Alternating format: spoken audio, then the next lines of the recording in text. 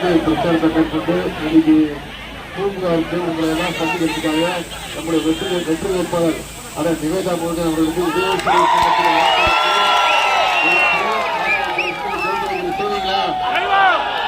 Anandan சர்வோதயன் doctor Thirumavalavan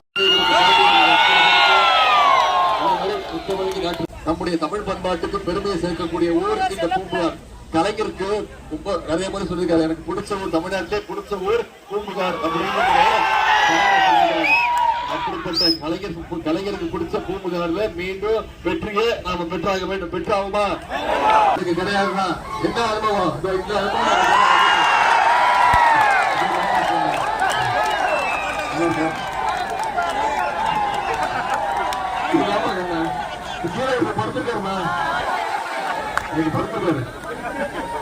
உண்மையான போட்டோம்மா, இதெல்லாம் கிடையாது, போட்டோம் மார்க்கிங் எல்லாம் கிடையாது, உண்மையான போட்டோம். கார்பெட் கிடையாது, ஒரு ஆள் படுத்திருக்காரு.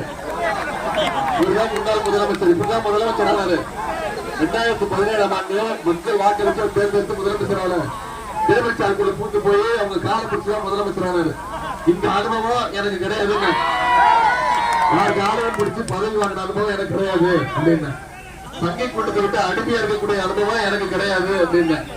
இப்ப என்ன சொல்லிட்டாரு தெரியுமா? அப்படியே மாத்திட்டாரு உள்டா.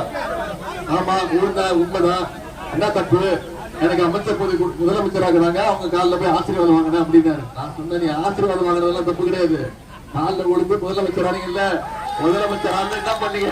அந்த அம்மா உள்ள தள்ளிட்டு நீயா என்ன முதலமைச்சர் ஆக்குறேன்னு சொல்லி அந்த அம்மா காலை வாரி விட்டாரு அவரு. அதை பேரா சொன்னேன். இப்போ நாம அமைதியாயிடுவோம். ஏன்னா சசிகலா அம்மா உள்ள வந்துட்டாங்க. இப்போ அவங்க பேச ஆரம்பிச்சுட்டாங்க.